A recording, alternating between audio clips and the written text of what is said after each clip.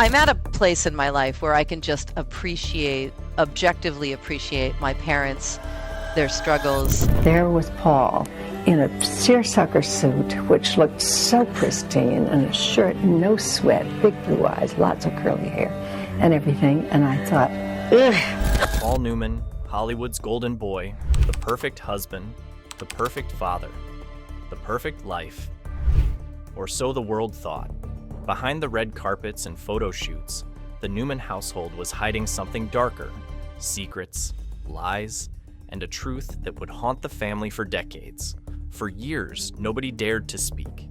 Then, at 63, Nell Newman, Paul's daughter, finally broke her silence. And what she revealed in a shocking CBS interview shattered America's image of its favorite blue-eyed movie star. So, what rumors about Paul Newman did Nell confirm? And who was the mysterious RR named in his will? Let's dive into the secrets that tore apart the Newman legacy. The double life. The Newman estate in Westport looked like a fairy tale mansion, but for Nell, who grew up scribbling stories under an old oak tree, that house wasn't filled with love. It was filled with silence. She learned early, asking the wrong questions could cost you affection. The family photos on the walls? Smiles, hugs, happy memories. But Nell realized photos lie just as easily as people do. When the will was finally read, it shocked everyone. Cold, calculated. His fortune left to someone known only as RR. Who was this mysterious figure? And why did they matter more than his own wife and kids? On the outside, Paul Newman looked untouchable. Movie star, philanthropist, family man. But behind those Westport mansion walls, a different story was unfolding. Nell noticed it early. Her parents weren't like other couples. No hand-holding, no lingering kisses. Not even small gestures of warmth when nobody was watching. The rare times Paul and Joanne showed affection, only when cameras were rolling, and even then, it felt rehearsed, like two actors stuck in roles they no longer believed in. Paul's charm was legendary on screen. At home, that charm disappeared. He drifted through the house like a ghost, leaving his wife and kids in the cold silence he created. Every morning, he slipped out before dawn. No explanation, no goodbye. By the time the family stirred, he was gone. And when he came back, it wasn't with stories or laughter. He shut himself in his study. Hours of hushed phone calls. Laughter through the walls. But never with Joanne. Who was on the other end of those calls? Nobody dared to ask. The truth finally surfaced when Paul's will was read. The room froze. The family expected a legacy.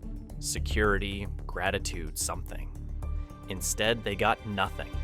Almost everything was left to one person. A mystery figure marked only by two letters. RR. The decision stunned even close friends. Who was RR? Why did this stranger deserve more than his wife and children? And what secret bond could outweigh blood and marriage? The initials sparked years of whispers.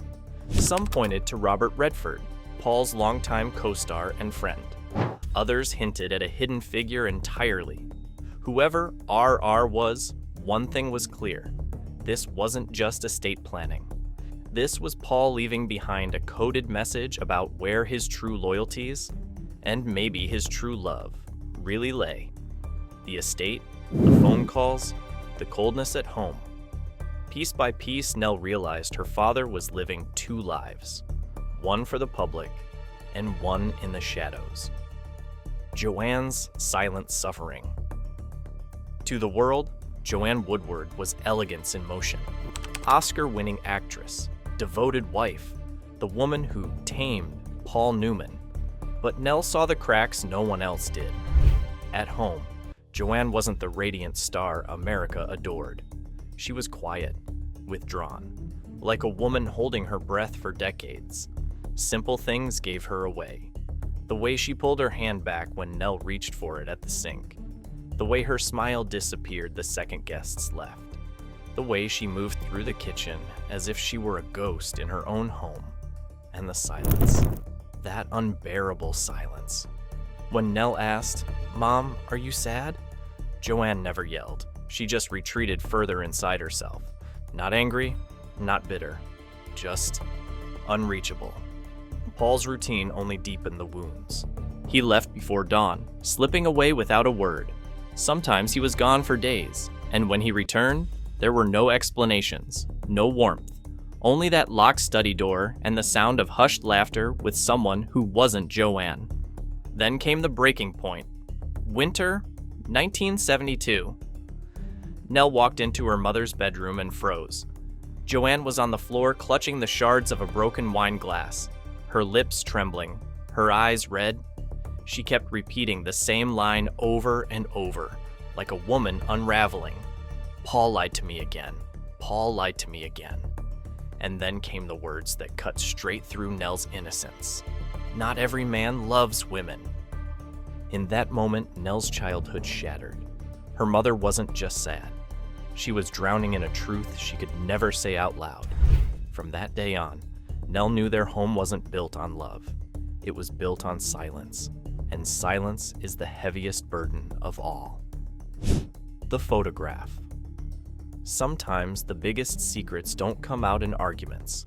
They slip out quietly, by accident. For Nell, it happened one ordinary afternoon. She was looking through her father's wallet. Just curious, just a daughter searching for some connection. Then it happened. A photo fluttered to the floor. A Polaroid. And not just any Polaroid. It showed Paul Newman. Arm wrapped around another man. Not a friendly arm, not a buddy-buddy pose. The look in his eyes gave it away. Intense, tender, vulnerable. A look Nell had never once seen him give her mother. Her stomach dropped. Was this the missing piece? The answer to all the questions she was never allowed to ask. She carried the photo to Joanne, desperate for an explanation.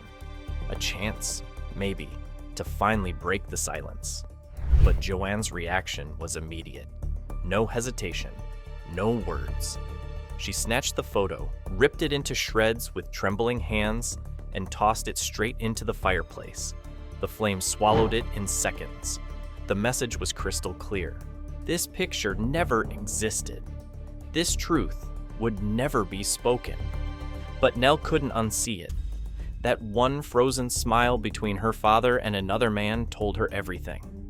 It explained the coldness in their home, the distance, the silence. The photo was gone, but the image burned itself into her memory forever. From then on, Nell knew. Her family wasn't just guarding secrets, they were burying them alive. Scott's pain, being Paul Newman's son, wasn't a blessing. It was a curse wrapped in a famous name.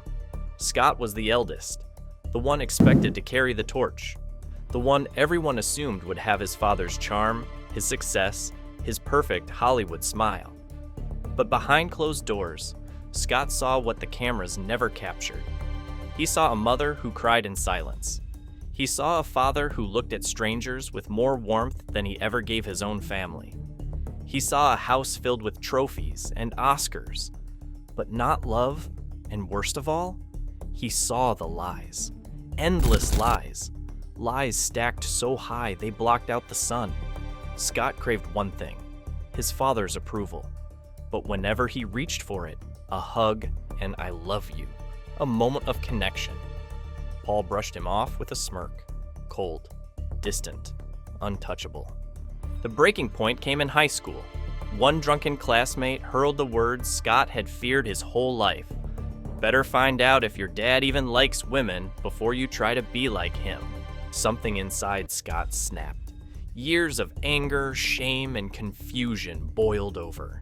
He lashed out, beating the boy so badly he needed stitches. By the end of the week, Scott was expelled. But it wasn't just about that one fight. It was about every unanswered question that ate away at him. Every rumor, every silence, every moment when the truth was dangled just out of reach. Scott spiraled. He chased the same fame, the same spotlight, the same escape his father had mastered. But without the answers, without the truth, he was lost. He didn't die from drugs, or from recklessness, or from bad luck. He died from the crushing weight of secrets his family refused to confront. Secrets that poisoned their home. Secrets that stole his childhood. Secrets that finally stole his life. Scott's tragedy wasn't an accident. It was the inevitable cost of living in a house built on silence. The letter to Red. It was a cold winter night in 1981. Nell, now 22, was passing her father's study on her way to the kitchen. A soft golden light leaked from under the cracked door. Then she heard it. A deep, slow sigh. Not exhaustion, not a rehearsed line from a script. It was the sigh of a man carrying secrets too heavy to speak. Curiosity got the better of her. She crept closer, peeking through the narrow gap. Inside, Paul Newman sat alone at his desk, a fountain pen in his hand, a stack of papers before him. But he wasn't working on scripts, or business deals, or letters to fans. He was writing to someone else. The letter began simply. Dear Red, the one who reminds me that I am still human, not merely a symbol. Red, Robert Redford, the co-star, the friend, or so much more. Paul's handwriting poured across the page like a confession. He wrote about Redford's eyes during their final scene of Butch Cassidy and the Sundance Kid, about the accidental brush of a hand on a desert set, about the quiet nights on hotel rooftops where words were unnecessary and silence spoke volumes. It wasn't just admiration. It wasn't just friendship. It was longing, tenderness, desire. Nell froze. Every strange behavior she had noticed as a child suddenly made sense. The cold distance at home, the long, secret phone calls, the locked study door, the photograph burned in her mother's fireplace. But Redford wasn't the only one. This letter was the first clue of a hidden world her father had carefully built for decades. A world where the rules of love and family were completely different from what the public saw. In that moment, Nell realized, her father had lived two lives. One in the spotlight, perfect and untouchable. One in shadows, hidden and entirely human. And she had just stumbled into the heart of it. Gore Vidal's hotel secret. It was another chilly New York night. Nell, carrying papers for her mother, stepped into the lobby of the Carrile Hotel. She wasn't looking for secrets. She wasn't expecting revelations. And then she froze. There he was, Paul Newman. But he wasn't alone. With him, Gore Vidal, the famous writer, a longtime family friend. At first glance, it seemed ordinary. Two men leaving a hotel. But Nell's eyes caught the details others would have missed. The way Vidal's hand brushed Paul's wrist. Not by accident, not casually, lingering just a second too long. The closeness, the smiles that didn't reach their eyes, or maybe did, in a way that terrified Nell. This was no friendly dinner, no casual goodbye. It was intimacy. And then Paul saw her. Nell, frozen, staring. His expression wasn't guilt. It wasn't anger. It was silent pleading. Please don't say anything. It was the same look he had given her whole life whenever secrets threatened to surface. The same look that built walls in their home. The same look that haunted Joanne. And Gore? He smiled at Nell like nothing had happened. Like this was ordinary. Like she had imagined it all. But Nell knew better. That night, the truth was undeniable. Her father had lived a life behind closed doors, full of desires, secrets, and relationships the world would never see. And the one thing that had protected it all? The silence of his family. She would carry that memory forever, a secret that defined the hidden heart of the Newman family. The cost of silence. Decades of secrets, decades of lies, decades of quiet suffering. Paul Newman spent a lifetime choosing carefully. The public image, perfect husband, perfect father, Hollywood icon. The private life, hidden desires, locked doors, whispered phone calls, and someone always paid the price. Scott, the eldest son, crushed under the weight of unanswered questions, unspoken truths, and a father he could never fully reach. He didn't die from drugs or recklessness or a single moment of bad luck. He died from silence, from secrets stacked so high they blocked out everything else. Joanne, the woman who stood by Paul for decades, her spirit slowly hollowed by love she couldn't fully receive, affection she could barely accept, and a life where honesty was a stranger. Nell, the daughter who watched it all unfold, who carried the memories and fragments of a family that never truly spoke. She carried the truth silently for years, until she was finally ready to break it, at 63. The Newman household looked perfect from the outside, but perfection is fragile. Fragile when it's built on fear, guilt, and unspoken truths. Fragile when people are too afraid to be themselves. The cost of silence wasn't just pain. It wasn't just heartbreak.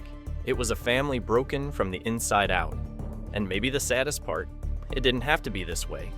If Paul had lived openly, honestly, embraced the full truth of who he was, perhaps Scott would have had the answers he needed. Perhaps Joanne wouldn't have spent decades in quiet despair. Perhaps Nell wouldn't have had to wait decades to speak. Instead, silence ruled, and it destroyed everything it touched. This isn't just a story about one famous man. It's a story about what happens when love, truth, and family are sacrificed for appearances.